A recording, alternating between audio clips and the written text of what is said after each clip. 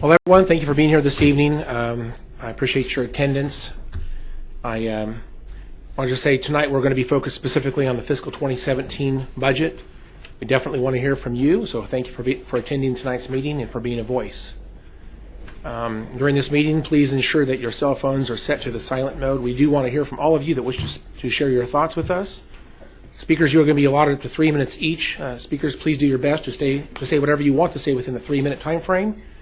You will see a timer with signs letting you know that your remaining time. You also hear a tone that indicates when your 3 minutes are up. If you need to go over that, please just let me know that, and we're going to be very gracious with our time. So if you need a little more than 3 minutes, that's fine. Just let me know that. Of course, you're also certainly welcome to ask questions to the commissioners, and we may respond with comments or questions back with you as well. So just please expect that. And with that, I am going to go ahead and call to order the special meeting of the Board of County Commissioners for the evening of Thursday, August the 4th, 2016. Madam Clerk, first item, please. Roll call. Commissioner Unruh. Present. Commissioner Norton. Present. Commissioner Peterjohn. Present. Commissioner Ransaw. Present. Chairman Howell. Present. All right. Next item, please. New business, item A, public hearing regarding the 2017 Sedgwick County budget. Good evening, Commissioners and citizens of Sedgwick County. Welcome to the second budget hearing. This is the second and last public hearing on the 2017 Sedgwick County budget. The 2017 recommended budget for Sedgwick County, as presented on Wednesday, July 13th, totaled $406,091,994, which includes a property tax levy of $133,201,437. With that, Commissioners, I recommend that you open the public hearing. Very good. Well, with that, I will at this time open the public hearing. And we have 4 speakers signed up. Before we get to those 4 speakers, let me just remind you, we do have a second half of this meeting, which is for the fire district. So if you wish to speak to the fire district, then we would ask you to let me know that, and when we get to that, we'll call your name at that time. But for right now, I'm going to assume that everyone that signed up to speak wants to speak at this part of the meeting. So I have now opened the public hearing, and I would like to call up Laurel. I'm sorry, yes, sir? Chairman, Lindsay needs to stand up and make her comments first. All right, that's fine. Let's go ahead and hear from Lindsay first then. Thank you. Good evening, Commissioners. I'm Lindsay Powerso, your Budget Director. As of this evening, I just checked my phone. We have 3 public comments, and so I'm going to read those into the record for you. So please be patient with me, and I hope the folks who actually wrote these will be patient with me as I try and pronounce their names. The first comment was entered on 7/13/2016 by Ben Blankley. He's in District 1. He says, the budget leans heavily on paying for infrastructure with cash rather than issuing long-term bond debt. The budget also continues the drastic cuts from public services, including public health and healthy babies programs, and defers additional public works maintenance to future generations. The current market rates for municipal bonds are the lowest in an entire generation, with some municipalities demanding negative interest rates from the market. This means the municipality receives the positive interest from the bond investors. With that in mind, funding infrastructure improvements with cash in the current bond market environment is fiscally irresponsible and is a poor plan for a sustainable community that can attract new and grow existing business. The second comment was received on 7/27/16, was written by Deanna Woods, and her district is not identified. I'd like today's meeting to discuss how Sedgwick County will increase funding to the mental health community by way of increased financing to places such as Breakthrough and for Section 8 housing through Sedgwick County home ownership. There is currently no way to own a home through Section 8 in Sedgwick County. I would like for more funding to be brought into this arena. Secondly, I would like the enforcement of more availability of federal jobs available to disabled persons living in Sedgwick County. I'm not sure how you can help with this, but with the federal sector of employing disabled persons is available. However, with the private sector of companies hired disabled workers is not forced due to ambiguity of hiring people with disabilities and impairments. This topic must be addressed as to how companies can be persuaded to challenge their hiring critiquing. Thank you for addressing these concerns. The third and final comment was entered on August 1st, 2016 by Paul and Sarah in District 2. I had every intention on attending the August 4th meeting with the Commission to voice my concerns over the maintenance of 103rd Street West. In short, the Ohio Township cannot keep up with the maintenance on this road as required due to the high volume of traffic. The Township has admitted this to me on the phone. Add to that the effects of weather and you'll have rough driving conditions at best. In short, I'm moving to request 103rd Street West be paved from 71st Street South to 103rd Street South. The website lists mentioning 3 to 5 reasons, so here are mine. Safety. There have been several accidents on this road since I have lived here, the majority being rollovers. Township cannot keep up on the maintenance required. More homes recently built in the area, with more land being sold to build additional homes. Tax structures in other states with similar situations support improvements. If you took away my requirement to pay township taxes, I would not have much to complain about, but we do pay with little in return. Bring back the tax dollars to the townships where they are paid. Nearly impassable during inclement weather, see pics, which I did not see any attached on the website. Add snow and you're done. Trees leaning out into the road, guaranteed to come down one day. All bridges in this stretch of road have been recently replaced. Township used to have this in the budget. Pave a mile a year. That's how Tyler and Hoover were addressed. That is the conclusion of the remarks. Thank you, Lindsay, for that. Any comments from commissioners before we move on to the audience? Okay. Seeing none, I am going to call up the first speaker that signed up to speak this evening. That's Laurel Alkire. Alkire. Thank you. And please go ahead and do state your name and address for the record. It is Laurel Alkire, 806 Porter, Wichita, Kansas, 67203. I just want to say thank you for supporting the seniors in Wichita. I was out of town last week, but I heard there wasn't much activity, many speakers, and I'm not here to complain. I'm just here to say thank you. I'm the executive director for senior services. We're the Meals on Wheels people in town, and we receive meal levy funding for several of our programs. And I just want to say thank you. They help us deliver Meals on Wheels. They help us deliver groceries through Roving Pantry, and they help us find jobs for our older job seekers in our senior employment program, as well as keep 3,000 or 4,000 people busy in our senior centers.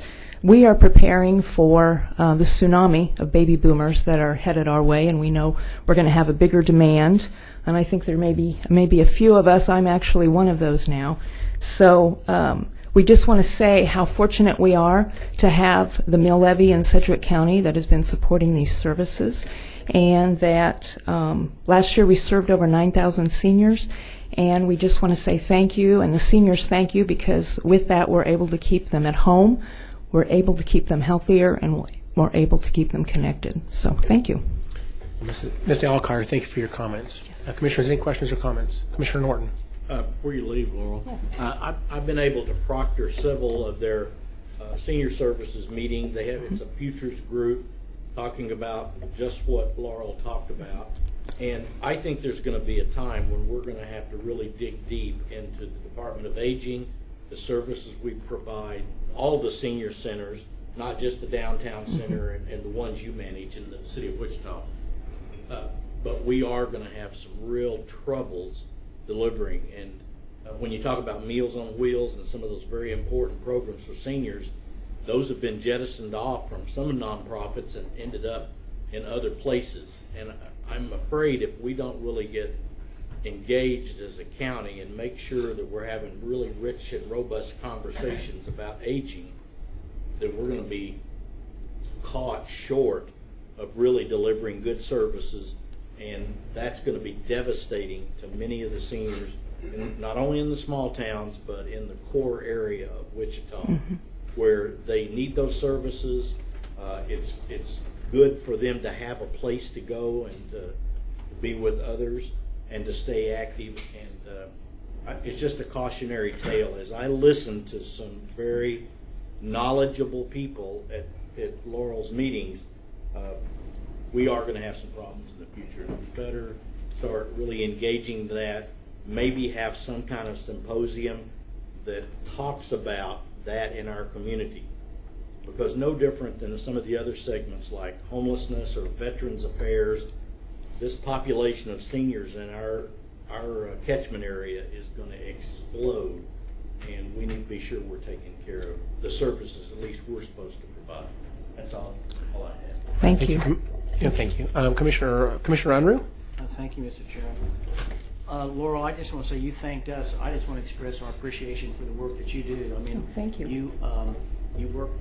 You provide a lot of services through your organization. You work with a lot of volunteers, and I think it's really critical for that age group, those folks who need to stay at home and they need to stay healthy, and you all do a great job. I know if you had more resources, you'd do more, but in the meantime, thank you for what you do.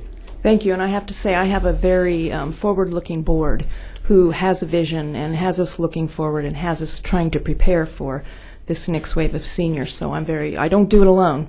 I have a whole team of staff and board and wonderful volunteers that help us get the job done, but thank you. And I'll go on to the next speaker in just a moment. I do want to say thank you for coming out tonight and giving us a thank you. I appreciate that very much. Next speaker this evening is Chuck Knowles. Please state your name and address for the record. Okay.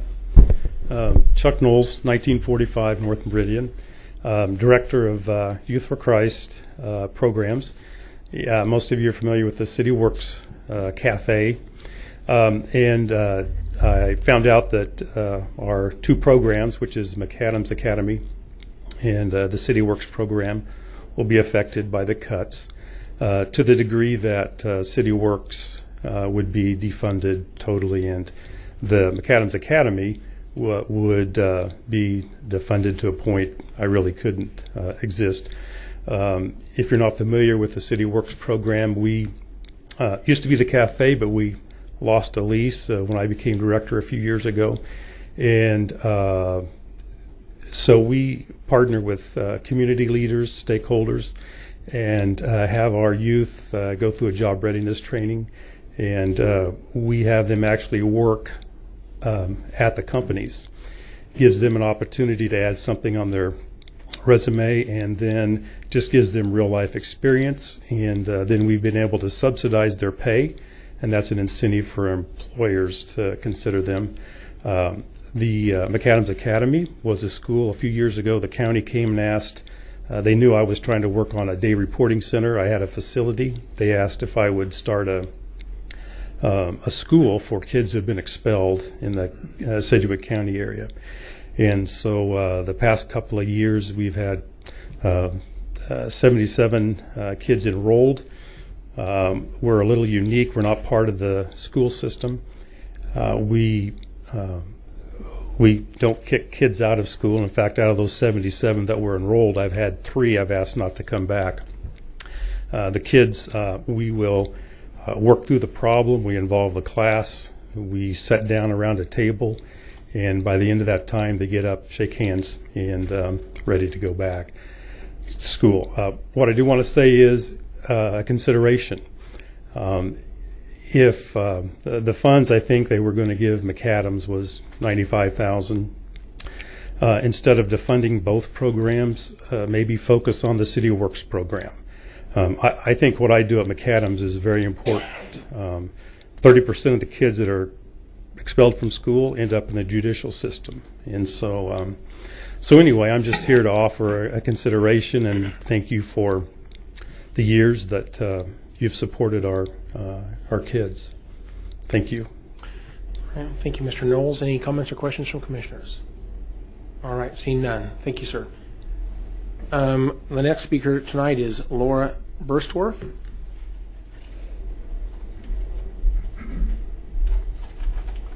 Hello, my name is Laura Bernstorff. Address is 681 North Armour, Wichita, Kansas.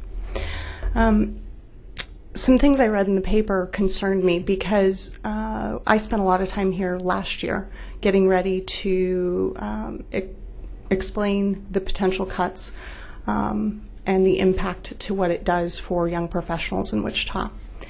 And for all of the representation that our community brought last year, there were no significant changes to the budget. to address the concerns that we had. And as I listen here, third generation Wichitan, we're all here. I'm going to be the one that's paying the taxes for my grandparents and my parents for the senior services that they're going to require. And there's a net migration outward of Wichita from your peak earning years, 35 to 44-year-olds. And there are some Wichitans that can't wait to get out of here because people do not listen and change the behavior.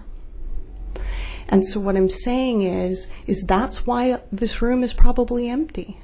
Because every time people have brought up these concerns and said, we need to take care of our community for the forward-looking people who are going to be the ones in positions that are taking care of others, they're asking you to give them quality of life so they can continue to give their children opportunities in Wichita so they don't want to leave. And we make decisions based on what is fiscally responsible in one person's mind when there are multiple people saying otherwise. So what do I do when people don't listen? I go away and I put my efforts and I put my time and I put my money someplace else. And we're seeing that happen in Wichita. We're seeing that happen in Sedgwick County. The data is there. And if we continue to do this, there's going to be no one to pay for you guys or my parents or my grandparents when we need those senior services, when we need the fire and when we need the roads taken care of, and heaven forbid when we go through the next recession and the cash isn't there. So all I'm saying is, unless we make some big changes, we're going to continue to be fiscally responsible and penny wise and pound foolish. And so all I'm saying is either start listening to the youth, the young people that are starting to pay taxes. And you know what? They're busy doing things in Wichita. They're busy creating Wichita pride. They're busy creating great opportunities for women who code and Dev ICT and Open Wichita and all of these groups that are trying to help educate young professionals because the schools can't do it. You get one semester of government and it focuses on federal government. And we all understand how far away they are and how not impactful you can be in that. We are trying to get them educated and understanding what it means to be involved in the community, but when they try and they're not listened to, that's why they're not here this year. All right, thank you, Ms. Bursdorf. Any comments or questions from commissioners? Commissioner Unruh. Laura, thank you for taking the time to be here this evening, and I appreciate your comments, and I agree that we need to pay attention to those quality of life issues and that are particularly important to our millennial population, and we need to engage our millennials in the whole process. I understand, and I think many of our leadership groups in downtown Wichita and in this area understand how important the millennial age group is to our future, both as a good place to live, but both as a well-run, well-organized, productive community. So I thank you for being here and reminding us of that. All right, thank you. Commissioner Norton. Well, Laura, thanks for being here. We've run into each other at 2 or 3 or 4 or 5 events recently. I think the Chung report was the last one, and it tells a pretty important story about where Wichita and Sedgwick County is in our catchment area is going, and what little changes we need to do and the things we need to impact and think about. And certainly I believe what you're saying, that the future of our Sedgwick County and our economy and the quality of life we have here rests in your generation.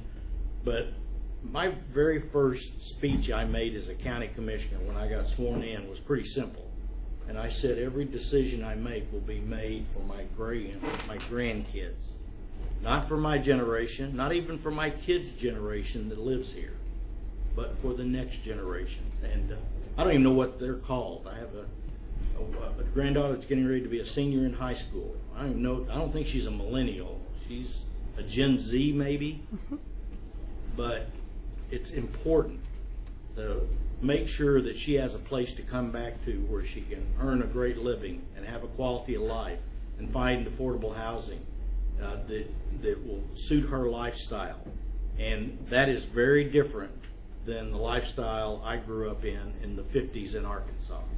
We need to realize that, and we need to make decisions today that puts us in a great position for the future. So thanks for being here, weighing in on that, giving us something to think about that's not just a line item in the budget, but an overall thought process that we need to have in protecting and moving our community forward. I appreciate it.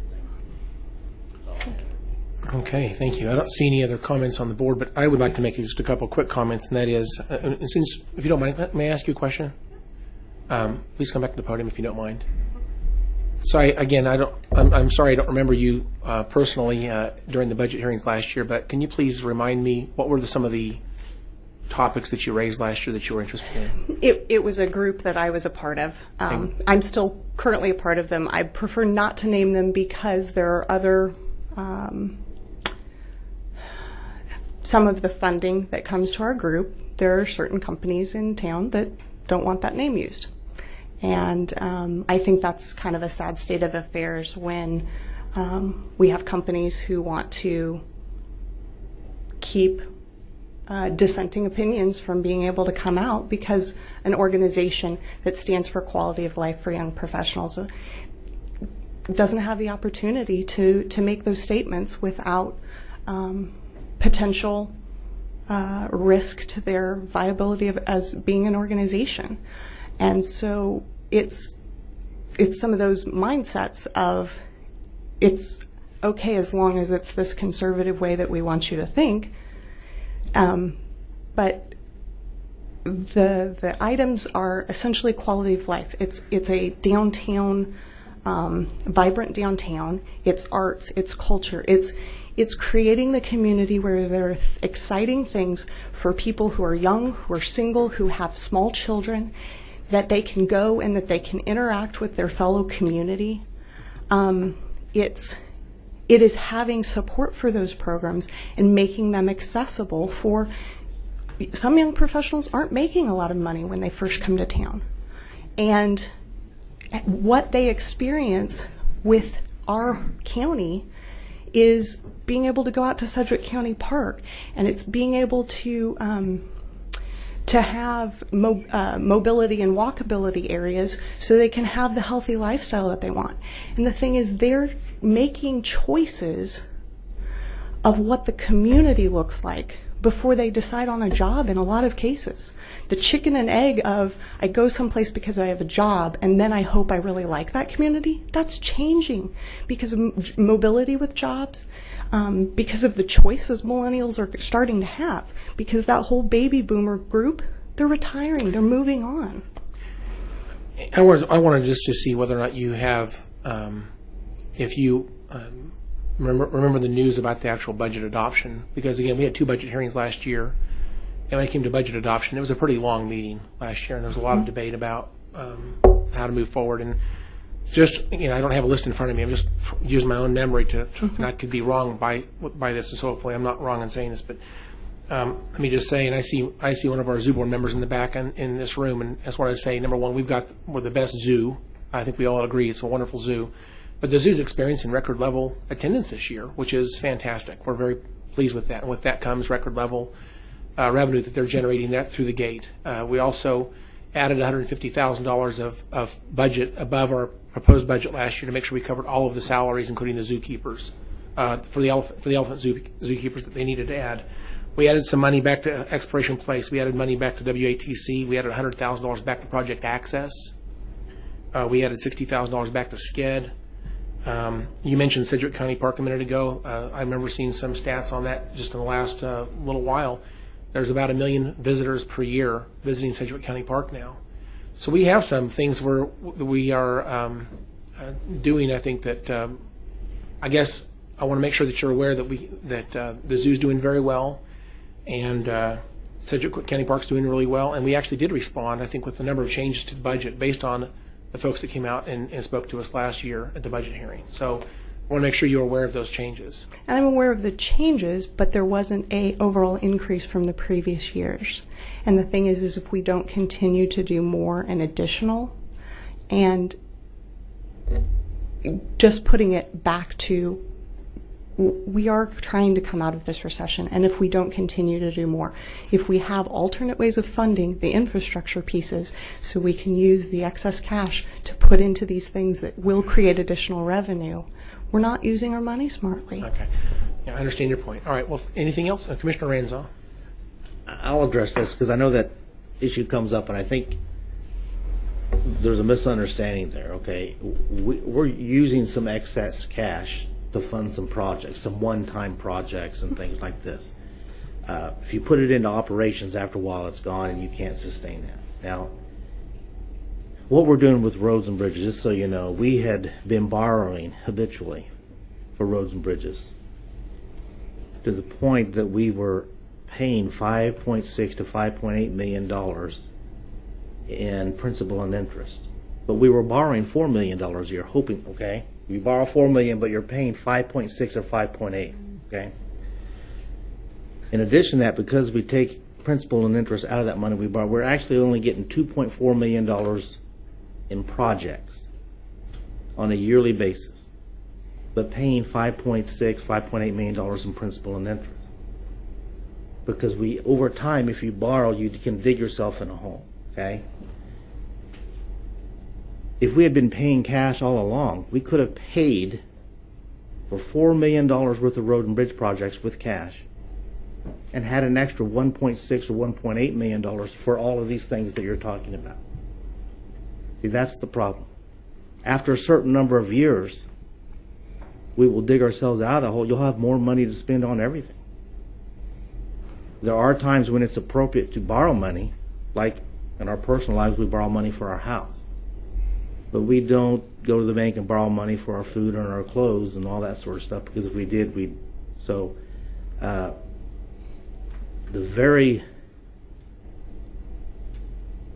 it may be kind of confusing. I'm not sure if I'm making sense to you. It makes very much sense is to what me. What I'm saying, okay, is that so actually in certain areas, by borrowing less money and working our way out and coming up with a plan over time to pay cash, you end up with more money for everything, because you're not spending money on interest. You're spending money on whatever you want to spend it on. All of these quality of life projects. You can either give a large portion of that money to the bank for interest, or you can keep it here and put it to work in our community. And I think that's in the long run, when we're thinking about our children and grandchildren, I think that's a better long-term approach for all of us. But we can certainly agree to disagree, but I appreciate you coming here today. I want to explain that and that rationale that behind everything. At least that one aspect of it. I appreciate the explanation. I was fully aware of that, but I appreciate you needing to speak your piece. Thank you. Oh, Ms. Burstorff, thank you so much for your comments tonight. Next up this evening is Charlie Peaster.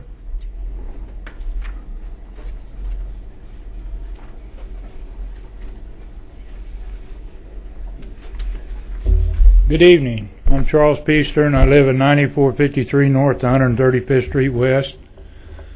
I'm in the 3rd District. I came here tonight because, number one, I've been involved. I saw when you put the budget together to begin with, the staff did what you asked them to do, and they presented you a budget. The county manager went through, and he presented you with a final one. The thing that kind of amazes me tonight, I see Marcy Gregory's here, but I noticed that the other person that ran for the 3rd District and won isn't here, so he evidently don't care about the budget. Or he thinks he knows so much about it that he don't need to be here to see what the people's responses are. Part of the problem I had when you finally changed it, right now I have money in CDs. It pays 1.2%. If I borrow money, the cheapest I can borrow money is 8%. Most of it, if I borrow, is 23%. And my credit rating is 807, which is in an extreme to where they want to loan you money because they don't worry about you not paying it back. So I came here tonight to see, number one, how many people would show up. Number two, if the man that won the 3rd District's nomination for the Republican Party would show up to a budget meeting, which he evidently doesn't care what the budget is. He isn't here. Thank you. All right. Thank you, Mr. Peaster. I see no comments or questions. I'm at the end of the sign-up sheet, so I'll ask the audience, is there anybody that's here who would like to speak to the budget this evening? Please state your name and address for the record. Lonnie Wright, 1721 South Lulu, Wichita.